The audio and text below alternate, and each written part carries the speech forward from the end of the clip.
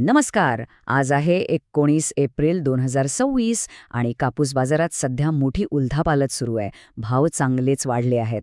चला तर मग आजच्या या विशेष भागात बघूया की बाजारात नेमकं काय घडतंय आणि याचा आपल्याला कसा फायदा करून घेता येईल. आणि म्हणूनच भावात जी ही अचानक वाढ झालीय त्यामुळे आपल्या सगळ्यांच्याच मनात एक मोठा प्रश्न आहे. कापूस आता विकून टाकावा की अजून थोडं थांबणं चांगलं ठरेल? याच प्रश्नाचं उत्तर सोप्या भाषेत समजून घेऊया. चला तर सगळ्यात आधी नजर टाकूया आजच्या बाजारभावांवर. आज बाजारात कापसाला प्रति क्विंटल तब्बल 8,000 ते 8,600 रुपयांपर्यंतचा दर मिळतोय. आणि हे आकडे खरं तर बाजारातली सध्याची परिस्थिती किती मजबूत आहे हेच दाखवतात. म्हणूनच योग्य निर्णय घेणं खूप महत्वाचं आहे. हो, आणि एक गोष्ट लक्षात घ्या की हे दर प्रति क्विंटलचे आहेत. पण मग प्रश्न पडतो की अचानक हे भाव इतके का वाढलेत? चला, या भाववाढीमागे नक्की काय कारणं आहेत ते जरा समजून घेऊया. खरं तर याची कारणं अगदी सरळ आणि सोपी आहेत. एका बाजूला गिरण्या आणि व्यापारी यांच्याकडून कापसाची मागणी खूप वाढली आहे आणि दुसऱ्या बाजूला आपल्या शेतकऱ्यांकडे विकायला असलेला कापूस आता खूप कमी शिल्लक आहे.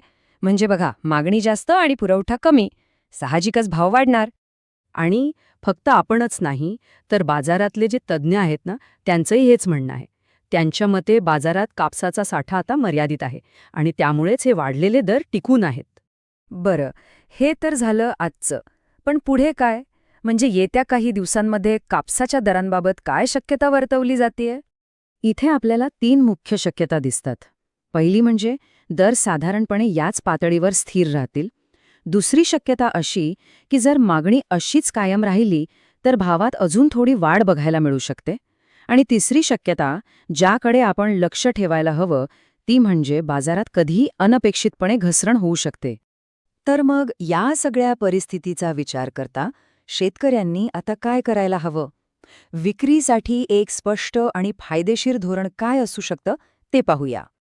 सगळ्यात महत्त्वाचा सल्ला हा आहे की चांगला भाव मिळतोय म्हणून घाई करून सगळा कापूस एकाच वेळी विकू नका. त्याऐवजी आपला माल टप्प्याटप्प्याने विका.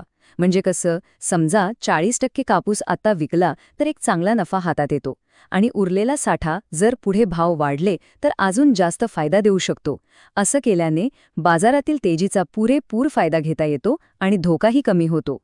म्हणूनच बाजारात काय चालू आहे याचा सतत आढावा घेत रहा. भावनेच्या आहारी जाऊन नाही, तर जे काही बाजारात चाललंय त्याचा अभ्यास करून निर्णय घेणं हेच शहाणपणाचं ठरेल. तर मग आता या सगळ्या माहितीनंतर या बदलत्या बाजारात आपली विक्रीची रणनीती काय असणार आहे ह्याचा विचार करणं महत्त्वाचं आहे.